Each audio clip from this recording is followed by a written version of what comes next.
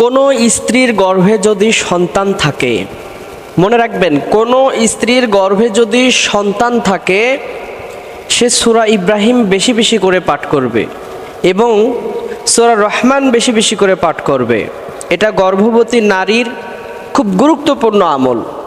সকাল সন্ধ্যায় তাসবিহ তাহলিল পাঠ করবে। এছাড়াও ফজরের নামাজ শেষে সূরা ইয়াসিন নিয়মিত পাঠ করবে। তাহলে এই সন্তানটা নেককার, পরহেজগার, সলিহিন একটা সন্তান হবে। এবং গর্ভাবস্থায় যতদিন প্রেগন্যান্স থাকবে ততদিন এই দোয়াটা আল্লাহ তাআলার কাছে বেশি বেশি করে পাঠ করবে, রব্বি হাবলি মিনাস সলিহিন। হে আল্লাহ, আমাকে একটা সুসন্তান, নেককার সন্তান দান করুন।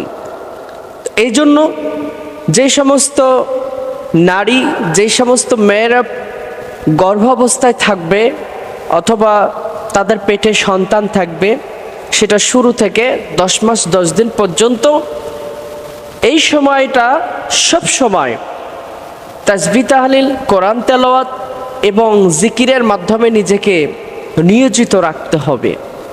আপনি আশা করেন যে আপনার সন্তানটা নেককার হোক, সলিহিন হোক, পরহেজগার হোক, ভালো হোক, তাহলে সেজন্য আপনাকে অবশ্যই কিছু কষ্ট করতে হবে। কিছু পেতে হলে কিছু দিতে হয়। আপনি যদি চান যে আল্লাহ আপনাকে একটা সুসন্তান দান করুক, তাহলে আপনাকে কিছু দিতে হবে।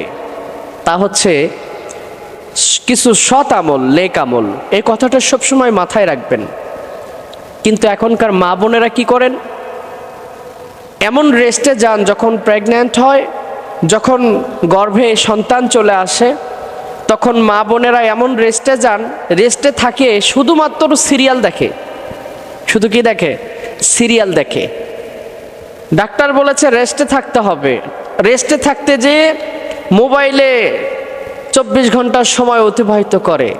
স্টার জলসা, জি বাংলা, আরও যে নাটকের সিরিয়ালগুলো আছে এগুলো মেনটেন করে। সকালে দেখতে যদি বাদ পড়ে যায়, রাত্রের বেলা কখনোই দেখা ছাড়ে না। রাত্রে যদি কখনো দেখতে না পারে, তাহলে সকালে আবার সেটার কাজ আদায় করে। সম্মানিত মায়েরা আমার, এই জন্য আপনাদের কাছে বলছি, যদি আপনি দুনিয়া নিয়ে মত্ত থাকেন, জঘন্য অশ্লীলতার মধ্যে ডুবে থাকেন আপনার পেটে সন্তান থাকা অবস্থায়, তাহলে সেই সন্তানটার উপর এর প্রভাব পড়বে।